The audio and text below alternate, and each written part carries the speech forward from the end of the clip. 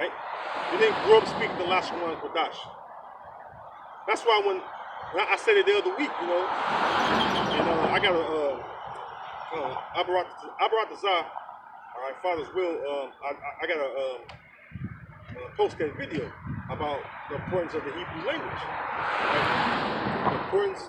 The importance and the power of the Hebrew tongue, all right? Because when you go into the Hebrew, it's powerful. It's not like any other language. It's not like the Greek language. It's not like the Latin language. Because right now, most people speak the Latin language, or a broken form of Latin language. English, Spanish, Italian is more close to pure Latin, I guess. But people speak some form of Greek or Latin language nowadays. All right, you got other people that speak different languages, but the so-called Arabs, the Ishmaelites, they speak a broken form of Hebrew. All right, you got language like that, but overall, the Israelites, especially in this Western Hemisphere, we speak mainly a broken form of Latin, which is Spanish and English. All right, they speak Creole. What happened? We don't as a nation, we're not speaking the Lashon Kodash as a whole. Actually, the Hebrew tongue. Now you have us that when we go into the Hebrew, as far as us brothers, when you was to go up to an average Israelite and you start speaking the Hebrew, they'll look at you crazy. They won't know what you're saying. All right. So it says, "Wherefore remember that ye being in time past Gentiles in the flesh, who are called uncircumcision by that which is called the circumcision in the flesh made by hands. And at that time ye were without Yahushua, being aliens." All right, what's another word for foreigner? Alien, because an alien is a foreigner. If you're not from China, you go to China, you're an alien. You know what? You're a foreigner. That's the same as that should be the synonymous with the word Gentile, foreigner. That's what it simply means, foreigner, as far as the word Gentile.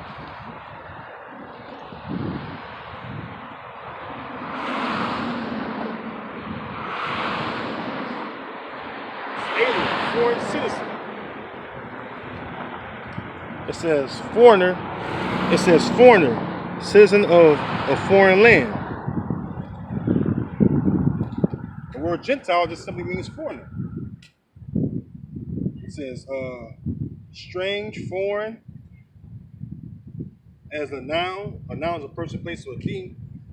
An alien, a stranger, a foreigner, of or belonging to another, not one's own, foreign, strange. A stranger, foreigner. Oh, you got it. Well, in the law, right? It's a certain way you deal with strangers that are among you. All right, meaning what? Strangers that are among the children of Israel. All right, and there's a matter of fact. Let's get that.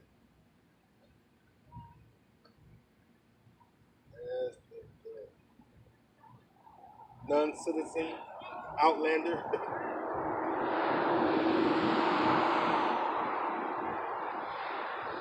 It's a way that you deal with a stranger as an actual Israelite. That may have been born in a foreign land. Let's get that.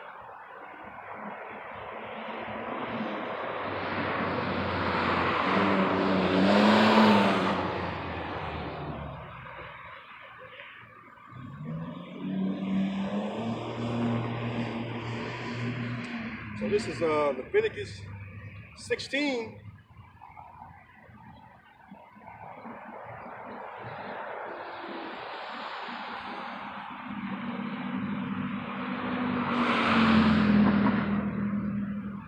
Let's see. Leviticus 16, I'll start at 25, read down a bit. It says, "And the fat of the sin offering shall be burned upon the altar. And he that let go the goat for the scapegoat shall wash his clothes and bathe his flesh in water, and afterward come into the camp. and the bullock for the sin offering, and the goat for the sin offering, whose blood was brought in to make atonement in thy holy places, or in the holy place, I'm sorry, shall one carry forth without count, and they shall burn in the fire their skins and their flesh and their dung.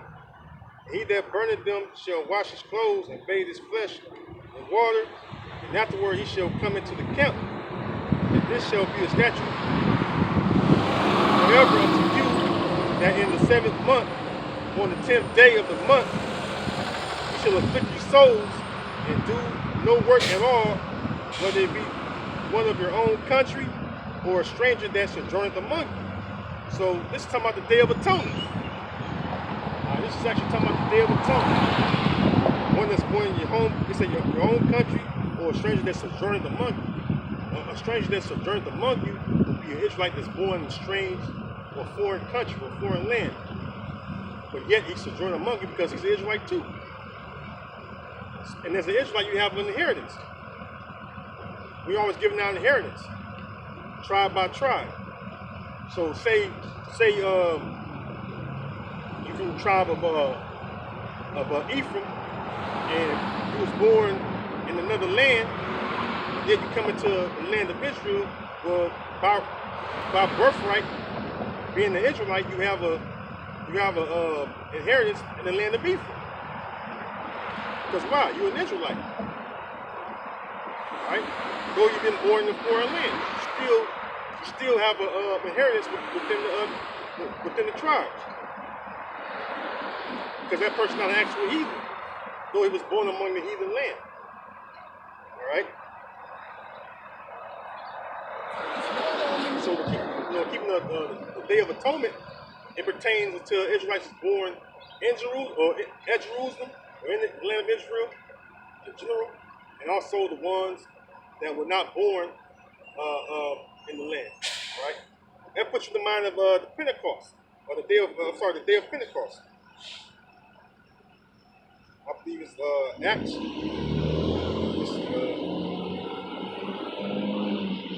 Acts 2:1, it says, and when the day of Pentecost was fully come, they were all with one accord in one place.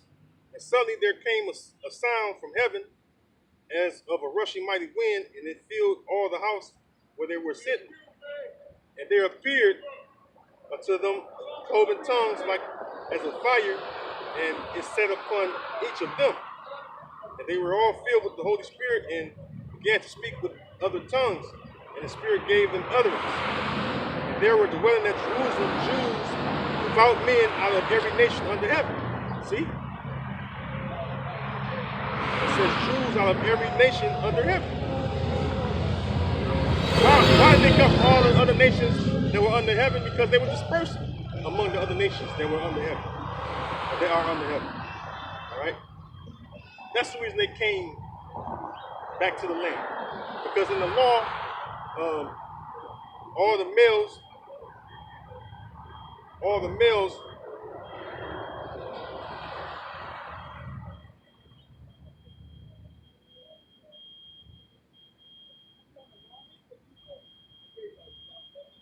men of Israel, I'm sorry, I was in the streets up here. All the men of Israel are to come back to the land of Israel 3 times a year. This is Exodus 23:17.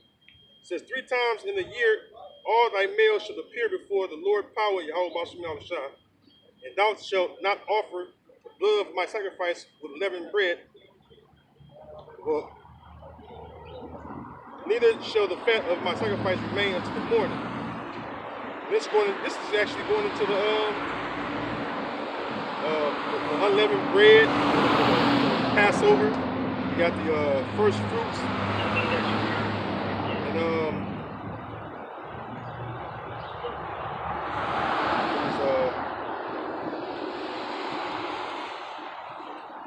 Feast of Unleavened Bread, which goes into the Passover, the Feast of Harvest, the first fruits of thy labors. All right, it says, and the Feast of Ingathering. All right, which is at the end of the year. So basically, 3 times a year, all the men of Israel, even though they may be in different lands, they are all to come back to the land of Israel to keep these feasts. And that's what happened at the day of Pentecost. All right, they was Israelites coming from these different lands of all the nations under heaven. All right, and they all came to worship. All right, those that said Jews. All right, which are Israelites. It didn't say heathen. It didn't even mention Gentiles. All right, it just straight up said Jews. Let's go back to that. Acts 2 and 5. It says, and there were dwelling at Jerusalem Jews, devout men of every nation under heaven. It says, now when this was noise abroad, the multitude came together and were confounded, because that every man heard him speak in his own language. So even they were speaking these different languages. All right, wherever the land they was brought up in, they were speaking those languages. Right? It says, verse 7, and they were all amazed and marveled, saying one to another, behold, are not all these which speak Galileans? So though they were speaking other languages, they may be living in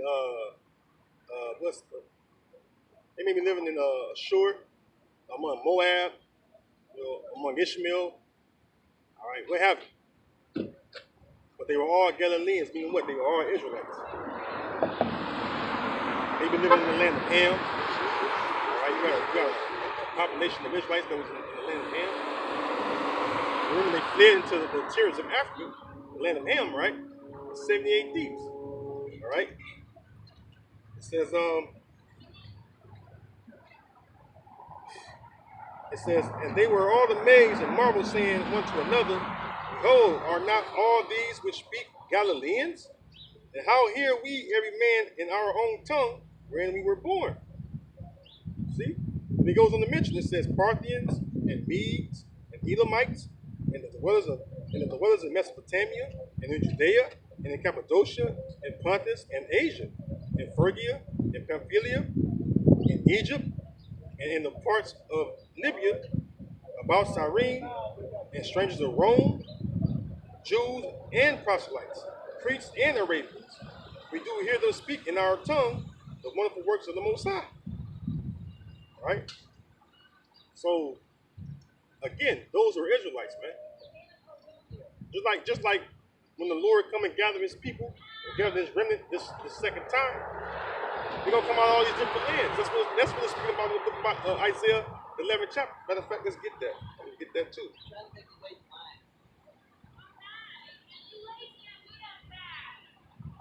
Let's get that.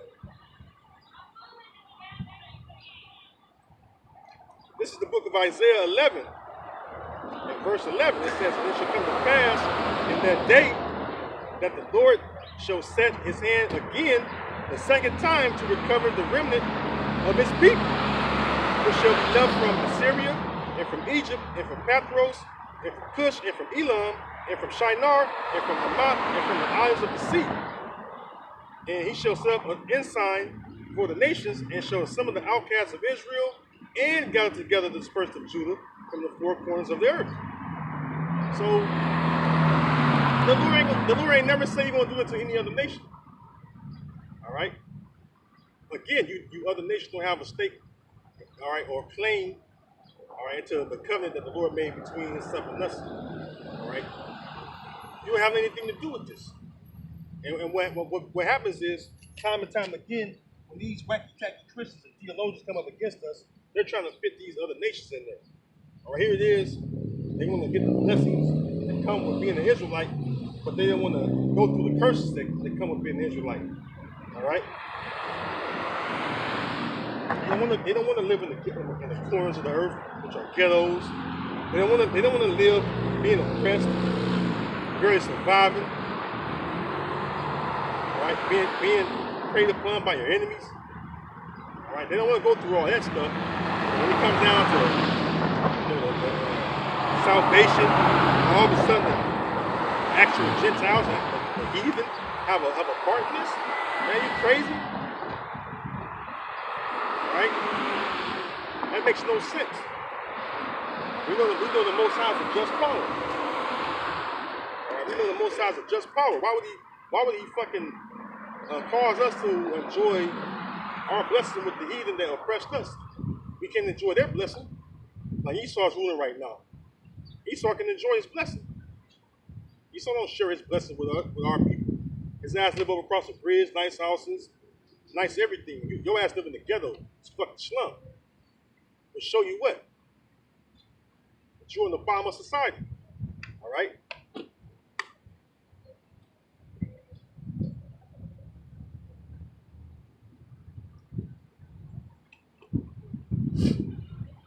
It makes no sense to even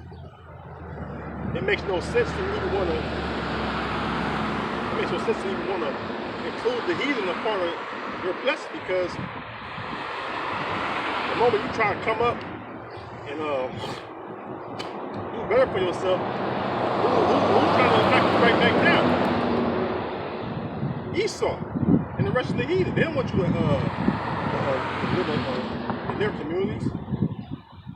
They don't want you to dwell among their neighborhoods. They want your ass to go back to the ghetto where you come from. All right, so the same is going to go for us. When we're in the kingdom of heaven, we're going to enjoy the kingdom of heaven. We're going to be on top of all the nations, and we're going to enjoy it. All right, we're going to enjoy it. We're going to live it up, just like Esau is living it up right now. He's enjoying the fatness of the earth. All right, he's enjoying that, man. All right, he's enjoying ruling the nations. All right, and he ruled with a continual stroke, man. All right. Speaks about that in Isaiah the 14th chapter, man. Right, and then think about all the heinous acts that Esau have done against us, right? It makes no sense. Here it is, Esau, all right, that done all these heinous things to us, and then he gets to live it up in the kingdom of heaven as well. How would that seem to be? All right, that makes no sense. Here it is, he sort of done all these heinous acts from the Renaissance, the beginning of the Renaissance period, even as it is until this very day. And all of a sudden, we get in the kingdom, and we still got a mansion right beside the Israelites. They get to live up in the kingdom of heaven too. That's not balanced. Instead, the scriptures say, "He that leadeth into captivity must go into captivity." And we're still in captivity. And then Esau the one that led us into captivity. Him and the other nations, him and the rest of the heathen nations. All right?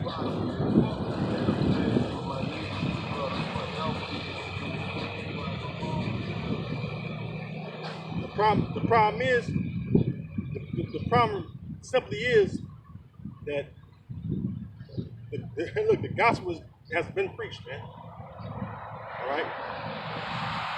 The gospel has been preached. But the thing is, they want to change the gospel, which means the good news, which is for Israelites.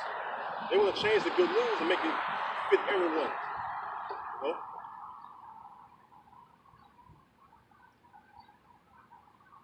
Because every time you talk to a Jacob, they say, "What about?" They always worry about Esau. Bring up the scriptures and about how we're going to rule over our oppressors and everything. They get to thinking about Esau. Esau don't give a damn about them, though. Continuing on, though, with the subject at hand, Matthew 24:14, it says, "And this gospel of the kingdom shall be preached in all the world for a witness unto all nations, and then shall the end come." All right. So the reason why the reason why the gospel is being preached to all nations is because there are Israelites among all nations. All right. If Israelites were among all nations, it wouldn't be so. There wouldn't be no need for the gospel to be preached among all nations. The gospel to be preached among all nations to bring in those Israelites from among those nations that believe. That's the whole purpose, man. To bring in those Israelites that believe. You look on the YouTube. You got brothers in all these different various countries, right, across the globe, and they're teaching, man. they're teaching Israel, all right? Whether they're part of Great Millstone, whether they're part of ISUPK, whether they're part of IUIC, all right, what have you. The point is, there are Israelites teaching among all these other nations, all these different countries, man. All right. That's why a while back, when this Filipino broke down the Most High and the Son name, and he said it perfect. And now, you think that was coincidence?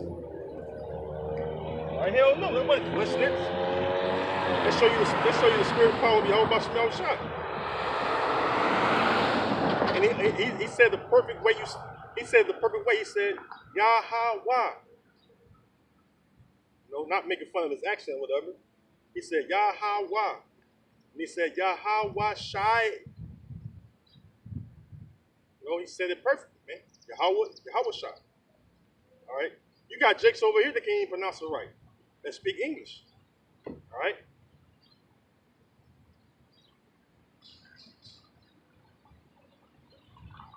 Matter of fact, 3 years ago, I think about 4 years ago, 3-4 years back now, I was going back and forth with some Filipinos about the history of Israelites being over there. All right?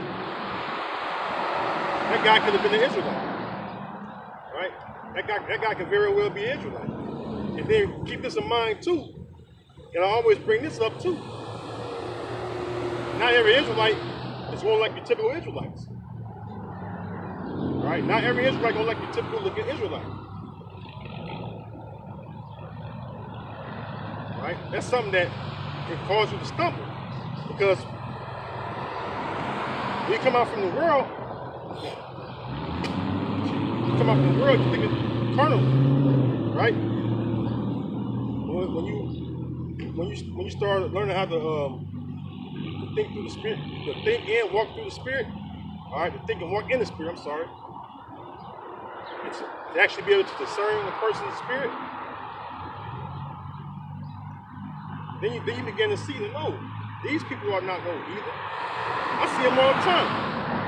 When I'm out and about on my doing a job, whatever, what have you, I see Israelites all the time that don't like the actual typical Israelite look.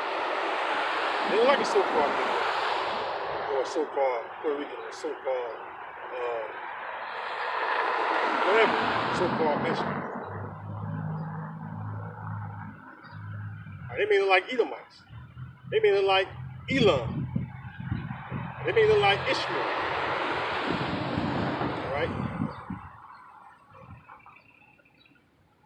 And you can see the spirit on them because why? When they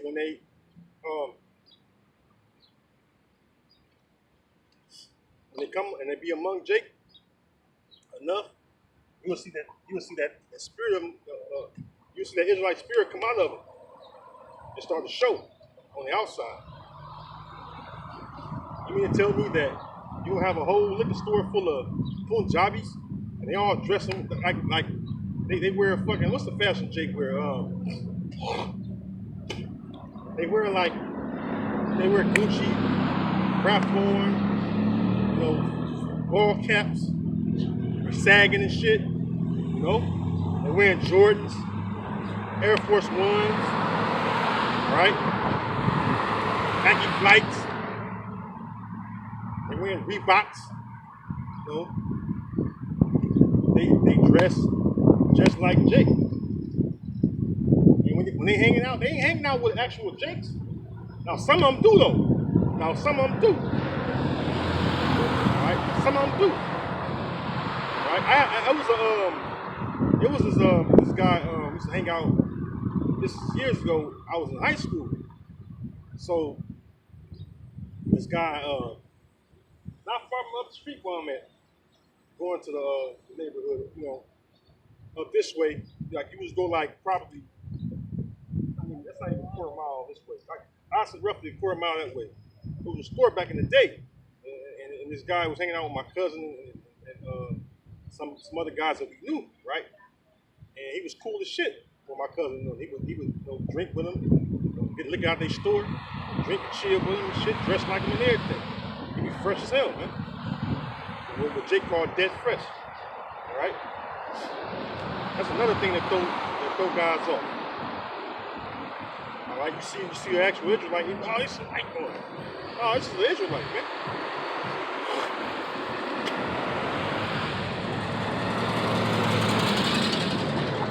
This is Jeremiah 12:9. It says, "My inheritance is unto me as the speckled bird. The birds round about are against her." So the Lord's heritage, which is the Lord's people, are like a speckled bird.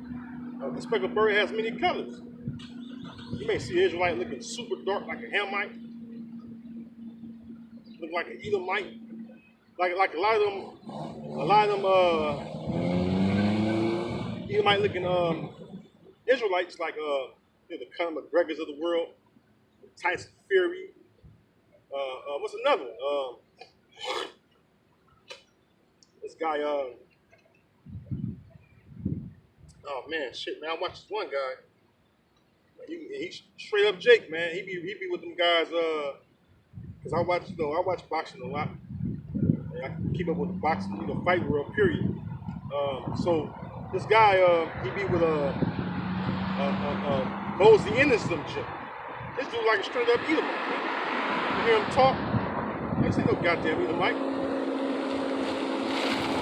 Oh, it's like swagger and everything. Voice, he got the voice and everything in Israelite, man.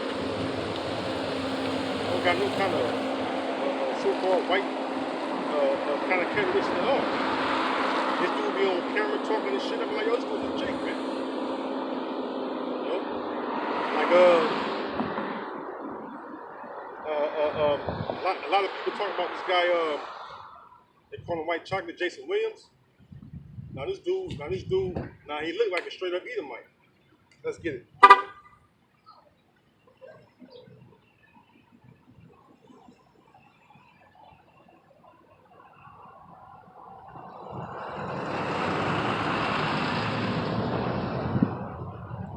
Show you something.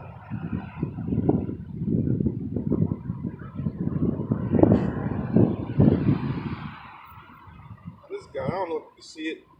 It's really sunny out here. I don't know that the glare may let you see it, right? When you look at it, right, and you can see it a little bit. This dude, they call him White Chocolate, right? He played on the Sacramento Kings. Now because I play all sports, right? So I was a fan of this guy when I was young because I knew about him when I was like late elementary. I believe in late elementary, right? So when I knew of this guy, and this dude, man, I'm talking about. This dude was a teammate of Randy Moss. He played high school sports with Randy Moss, right? Basketball, right? So this dude, when you see him, right? Like I said, he's like an Edomite, right? He got the cracker look. When you hear him talk, you be like, man, shit. This dude, he be on this one channel called. He be on all kind of channels, but he was on Ballers Life, and his son, right? He take his son around these different courts, and we go around playing ball against different guys. And he walk up to these guys, he's sagging and shit. And he's an older guy, man. He's doing his 40s. I guess at least mid-40s or so. Maybe get almost over that hump. About almost mid-40s, somewhere around there. But this guy, Jason Williams, he go hang out among Jake, man, all the fucking time. He go hang out among Jake all the time. Right? And then you hear him talk and shake other Jake's hand. You be like, damn, this dude is straight up brother. Right? Because of the interaction, the spirit within him. Even though he's like an Edomite. That's why you can't judge a person's flesh. All right, let's get that real quick. That's Ecclesiastes. You can't judge a person's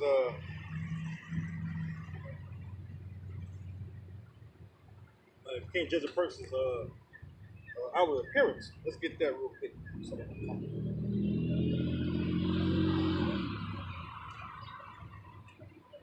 let's.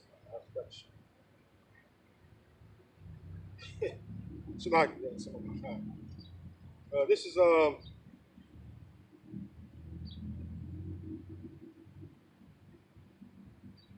Ecclesiastes 11 and verse 2. It says, "Commend not a man for his beauty, neither abhor a man for his outward appearance." Right, because, and the word abhor, if you don't know about it, let's get at the understanding of abhor, right?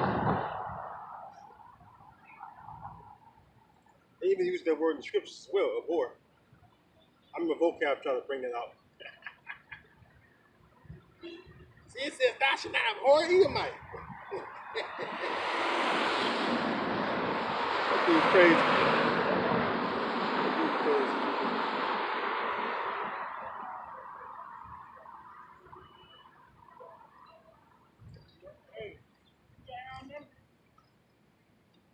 It says, abhor, it says to loathe, regard with repugnance. It says dislike intentionally. They got us fucked up. They think It that's says, what they wrote now. it says to shrink back with horror or dread, have an aversion for, shudder at, off, away from, bristle, be shaggy.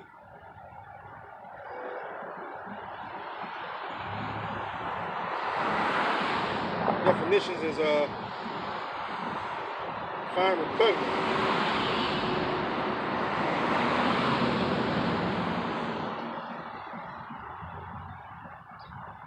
On Google, that was an online etymology app. On Google, it says regard with disgust or hatred.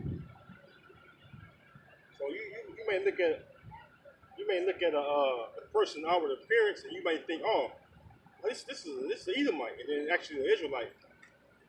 You don't want to do that because you're looking at someone's outward appearance. Someone's outward appearance doesn't matter, right?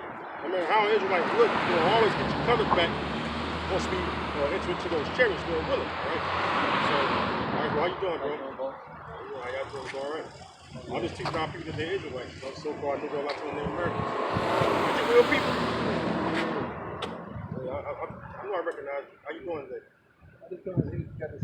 Oh, well, basically, so when I come out here on the weekends, right? I come out here usually about 4 o'clock on Saturday. Come out here however long the Spirit has me.